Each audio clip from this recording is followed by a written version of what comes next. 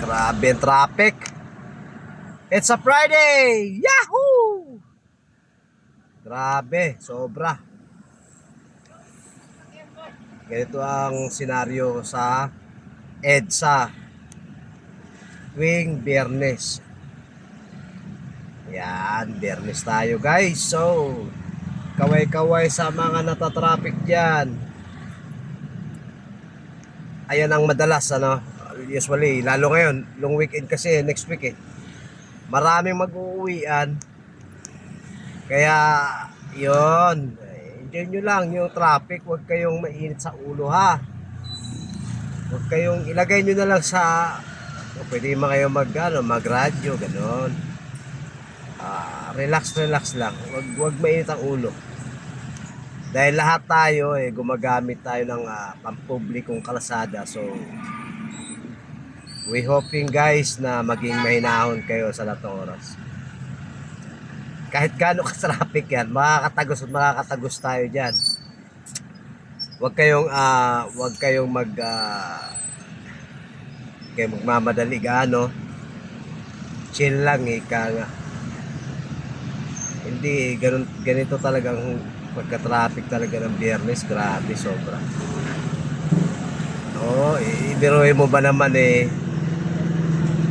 yung BGC to Mandaluyong kukuhain mo ng 1 oras yan. Pagka ganito katukod ang traffic. Napakalapit lang yan pero 1 oras mong bubuluin. So, traffic talaga, Biyernes kasi ngayon napaka-traffic ng Friday. So, ingat lang tayo sa biyahe. Chill lang, bigayan lang ang kailangan.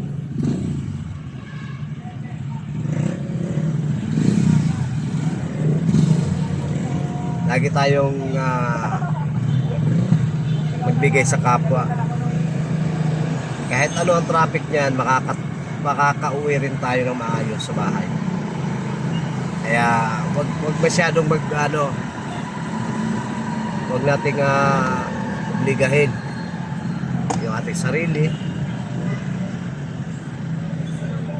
Gaya ng ganyan, mayroong mga sisingit, natural yan. So, padaanin nyo lang.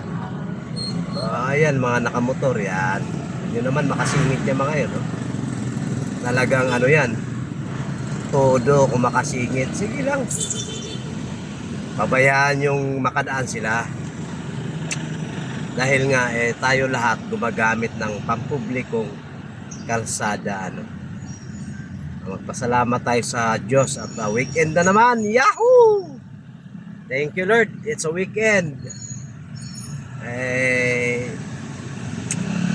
Napakasarap.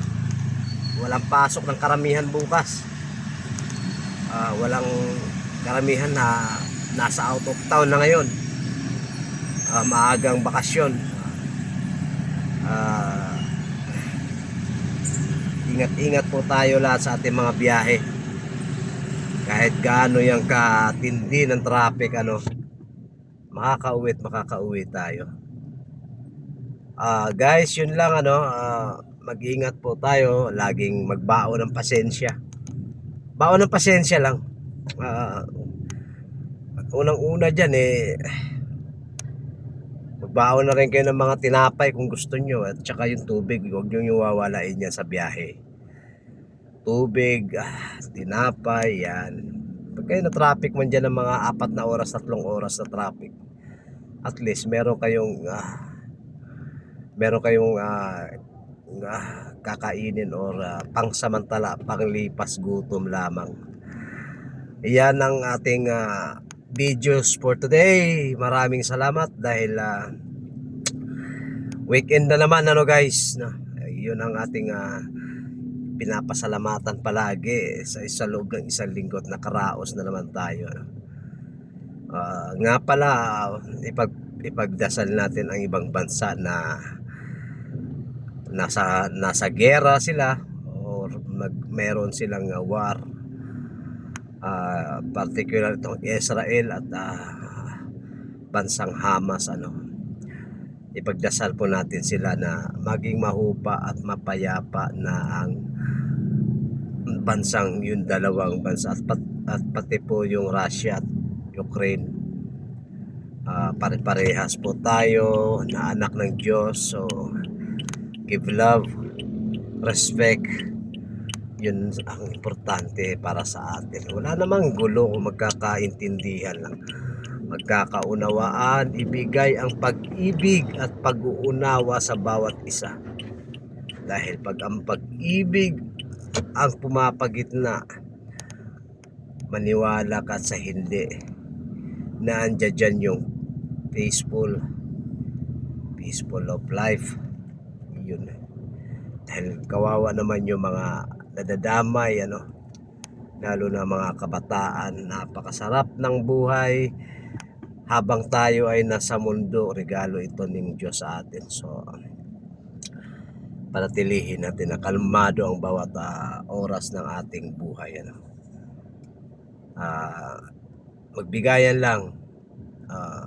Yun, ipagdasal natin talaga sila dahil talagang dumadaan sila ngayon sa crisis, lalo na yung bansang Hamas, na dumadaan talaga sila ngayon sa matinding pagsubok. At nakikiramay ako sa mga namayapa sa bansa na yan.